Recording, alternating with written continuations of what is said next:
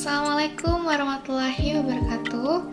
Perkenalkan, nama saya Alia Priyanka Aina Sasabila, Prodi Pendidikan Sejarah dari kelas R8B NPM 2018 155000222. Baik, di sini saya akan menceritakan kembali tentang peristiwa Rengklas Dengklok. Peristiwa Rengklas Dengklok merupakan peristiwa penculikan Soekarno dan Hatta tepat sehari sebelum proklamasi kemerdekaan, yaitu pada tanggal 16 Agustus 1945. Latar belakang terjadinya peristiwa Rengklas Dengklok yaitu adanya perbedaan antara golongan muda dan golongan tua tentang proklamasi kemerdekaan. Kala itu, golongan muda menginginkan Soekarno dan Hatta untuk memproklamasikan kemerdekaan Indonesia, lantaran Jepang telah menyerah kepada sekutu. Namun, golongan tua menolaknya karena masih mempertimbangkan banyak hal seperti keamanan. Lantaran tak sabar, golongan muda seperti Chairul Saleh, Wikana, Sukarni, dan Sadonco Singgi, yaitu salah satu anggota dari PETA, mengamankan Soekarno dan Hatta di Rengklas Dengklok dengan alasan agar tidak terpengaruh oleh Jepang.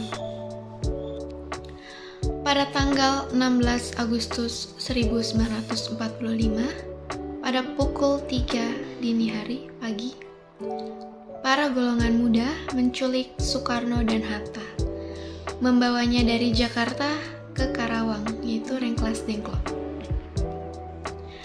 Tidak lupa, Ibu Fatmawati dan Guntur pun ikut dibawa ke Rengklas Dengklok. Kurator Museum Perumusan Naskah Proklamasi atau Munasprok, yaitu Jaka Perbawa, mengatakan golongan pemuda pada saat itu dibagi menjadi dua, yaitu golongan yang merumuskan atau merencanakan Rengklas Dengklok dan lapangan Ikada, yaitu yang disebut sebagai tim percepatan. Satunya lagi adalah golongan yang meredam cita-cita, golongan tua, menganggalkan sidang PPKI dan meyakinkan golongan tua agar kita harus merdeka dengan cara kita sendiri, agar tidak ada anggapan bahwa Indonesia merdeka dari hasil pemberian Jepang. Pada saat di Rengklas Dengklok, Soekarno didesak untuk segera memproklamasikan kemerdekaan Indonesia. Tapi Soekarno tetap kukuh terhadap pendiriannya. Dia tidak mau untuk memproklamasikan kemerdekaan Indonesia. Mendengar hal itu, Ahmad Soebardjo yang tahu bahwa Soekarno dan Hatta diculik, akhirnya ia ingin menyelesaikan masalah tersebut. Hingga terjadilah negosiasi antara golongan muda dan golongan tua.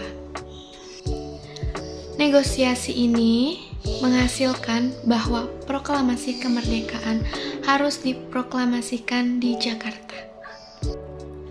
Lalu Ahmad Soebardjo meminta kepada golongan muda untuk mengembalikan Soekarno dan Hatta ke Jakarta, dan sebagai janjinya Ahmad Soebardjo akan menepati janjinya untuk segera memproklamasikan kemerdekaan Indonesia tanpa ada pengaruh dari Jepang.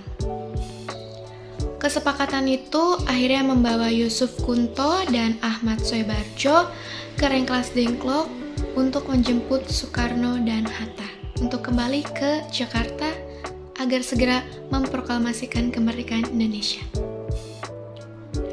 Pada malam harinya, rombongan sampai di Jakarta. Lalu Soekarno dan Hatta diantarkan kepada rumah atau menuju rumah Laksamana Maeda di Jalan Imam Bonjol, Jakarta Pusat, yang sekarang adalah merupakan tempat gedung proklamasi naskah proklamasi. Lalu kediaman Maeda akhirnya dijadikan untuk tempat perumusan naskah proklamasi kemerdekaan. Naskah proklamasi itu dirumuskan oleh Soekarno, Hatta, dan Ahmad Soebardjo. Lalu naskah tersebut diserahkan kepada Sayuti Melo. Setelah menyelesaikan mengetik naskah proklamasi, akhirnya diberikan lagi kepada Soekarno untuk ditandatangani.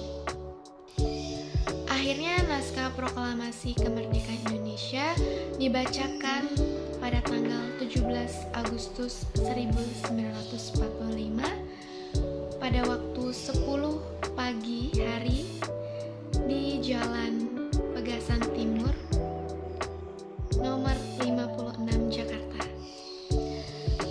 Mungkin cukup sekian tentang saya menceritakan tentang peristiwa Rengklas Dengklok atau terjadinya latar belakangnya peristiwa Rengklas Dengklok.